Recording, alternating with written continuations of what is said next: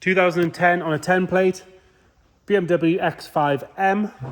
So not your standard 3-litre diesel shopping run SUV. This is the 4.4 litre twin turbo V8, same engine you'll find in an F10 M5, around about the 500 brake horsepower mark.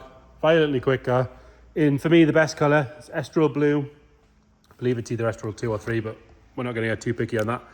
Really, really proper car, this thing. Massive V8, loads of turbos, heads-up display, M interior, all that sort of stuff. We're going to start by having a look around the bodywork, and then we'll go for a look through the interior and go for a cold engine startup. Starting on this driver's side, if you look down the side of the car, you can see it's lovely and straight all the way down there. It's not full of ripples or dents. That body line's nice and sharp all the way down. It's not full of filler or anything like that. Driver's front wing, nice and tidy all the way around. There's a little bit of a swirl at the front end here, so a little polish might just get rid of that. But other than that, all nice and clean on the driver's front wing.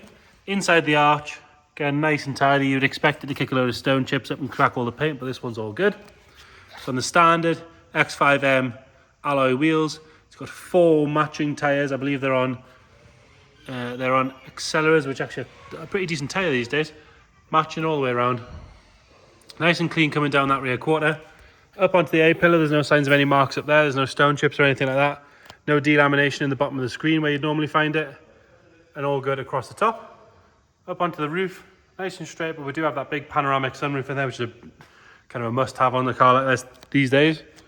Nice and clean on the wing mirror.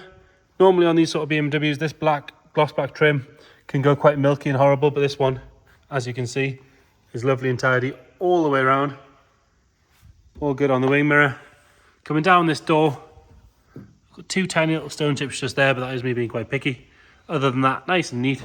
Sill cover all the way along is good.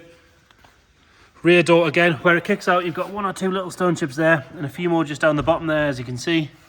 But that is sort of, if you look down the car, you can see how much it kicks out, so it's not surprising. Rest of the arch is clean and tidy all the way around. Little mark in the paint just there. Rear wheels are those sort of staggered setup as well. That's all nice around there. A little bit of pitting in the wheel next to the centre cap. For being really picky, you could do with a refurb. Personally, I'd leave it there. That's being very picky. Looking back down that side again, like I say, nice and straight. No ripples or dents in that. Rear quarter, all nice and neat. No marks on the driver's side bumper corner. Coming around on the back, tail lights on both sides are clean and bright. There's no real marks to notice on the tailgate. Normally you get all caked in scratches along here, but this one is all good.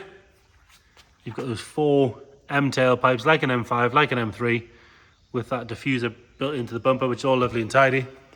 Rear screen, that's all good. Again, normally you can get some sort of spidery delamination on the bottom, but this one's nice and neat. Round on the passenger side, and again, super straight all the way down. There's no, look at that body line, it's really nice and crisp all the way down. It's not had any dodgy paintwork or corners filled up with filler or anything like that. Rear quarter, that's all nice and tidy. Little stone chip that sort of chipped the lacquer away there and there on the arch, but inside the arch itself is clean and tidy. Another good wheel and tyre. Again, stone chips down the bottom where it kicks out. But the rest of that rear door, all good. Glass on this side is nice and clean. It's got the factory tint on it. All nice along the trim on it. I believe it's got soft closed doors as well, which is quite an expensive option. All nice along the bottom of the doors there. No marks to note on the passenger door. Nice and clean around the wing mirror. And up the A-pillar. There's no stone chips on the leading edge of the windscreen sort of bubbling up or anything like that. Front wing, again, all good inside that arch. A little bit of dirt we've missed there, we'll ignore that. But other than that, all good. Round on the front. Headlight could do with a bit of a polish on this side. This one's better. For the passenger side one could do with a polish just to clear that up. And we do have some stone chips on the bumper, as you would expect. Up onto the bonnet, there's only 1 or 2 very minor stone chips. The rest of the bonnet all nice and straight. Moving on to the interior. And again, being the M, you get the better interior. So you've got the carbon trim, where you'd normally have that sort of cheaper silver trim. M stitching on the steering wheel. M sports seats. You've got the heads-up display, which displays your speed or whatever you want on that dial there. Mileage-wise, we're on 104,000 miles, so nice, sensible miles. Do see these engines on quite high miles as well. Nice and clean down the centre section there. If you check the description, we'll detail all of the spec and everything on it. It's got the paddle shift and all that sort of stuff. M embossed headrests. Very good on the top seat, tiny little bit of wear on the bottom, but generally for the mileage that's come up really well. No sign of any wear on the heel pad or anything like that. Pop that power there. Also looks like it's got forward alert radar. Into the back, and again carbon trim, nice and neat on the door card. These door shuts on X5s are always caked in marks from seatbelts, but this one is very, very good. Lovely and clean in the back there. Rear seats, ISOFIX points, all that sort of stuff. Doesn't look like it's been used hardly at all. You've got a big panoramic roof. They've got a blind and things in those as well. Electric tailgate.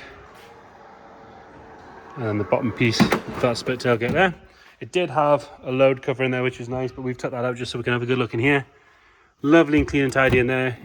Under here we've got, they don't come with a spare on the M's, but we've got the full toolkit. So we've got towing eye, lock and wheel cover, screwdriver, everything you would expect in there. And it does have the load cover, all the electrics working as they should. Round onto the rear left, again nice and tidy on the door card, no marks to note on the door shuts. Lovely and clean and tidy on that rear bench. The backs of the seats are good. There's no funny smells. It's not got any damp or had any dogs or smokers or anything in it. Passenger side, all good on the door card. Nothing to whinge about on the passenger seat either. That's all very good. Nice and clean in the carpet. And all good across this side of the dash. You can see that head-up display unit on this side. And then under the bonnet, like I said, 4.4 litre twin turbo V8, same engine you find in the M5s. All nice and tidy in there. It's been parked here a little while, not throwing any fluid on the floor. Johnny's going to fire it up for us. Sounds exactly as angry as you'd expect. We'll go round the back, check it's not chucking any fluid out or any smoke or anything like that. I mean, an SUV has no right sounding as good as that. So there you have it, 2010 on a 10 plate BMW X5M. If you check the description, we'll detail everything we know about the car, the spec, the service, all that sort of stuff. Any questions at all, please get in touch. Thank you.